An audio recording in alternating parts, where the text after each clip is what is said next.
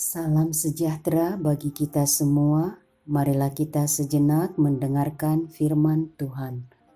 Dan janganlah membalas kejahatan dengan kejahatan atau caci maki dengan caci maki.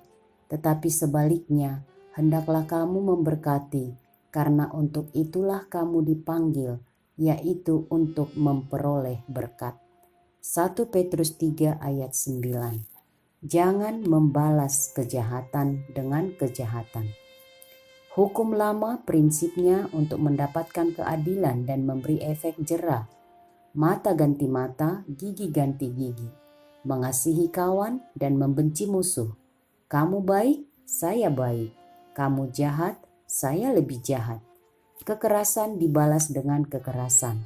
Kemarahan dijawab dengan kemarahan. Luka dibalas dengan luka. Korban dibalas dengan korban.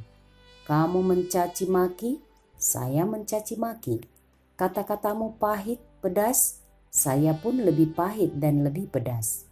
Hukum lama untuk keadilan tidak mengakhiri kejahatan dan kekerasan, permusuhan dan perbentahan. Justru hukum lama ini melanggengkan lingkaran kejahatan dan kekerasan itu. Yesus datang dengan hukum baru. Yesus melakukan keadilan dengan kasih-Nya kepada kita. Hukum baru, perintah baru, hidup mengasihi. Tidak membalas kejahatan dengan kejahatan. Memberkati orang yang menganiaya. Mendoakan dan melakukan yang baik bagi semua orang. Apa yang Yesus lakukan? Ketika Ia dicaci maki, Ia tidak membalas dengan caci maki. Ketika Ia menderita, Ia tidak mengancam. Ketika Ia disesah dan dianiaya, Ia diam dan menyerahkan semuanya kepada Bapa-Nya. Yesus melakukan semuanya di dalam kerendahan hati, bukan karena Ia lemah tanpa kuasa dan kekuatan.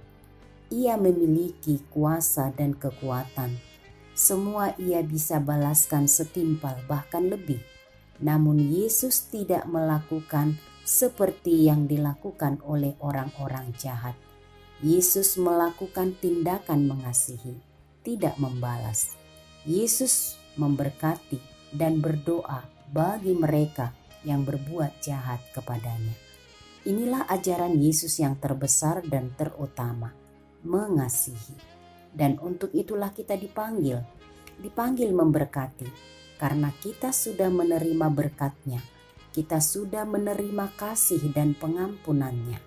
Ia menderita untuk kita dan memberikan teladan bagi kita, supaya kita hidup mengikuti jejak keteladanan-Nya, mengikuti hidup-Nya.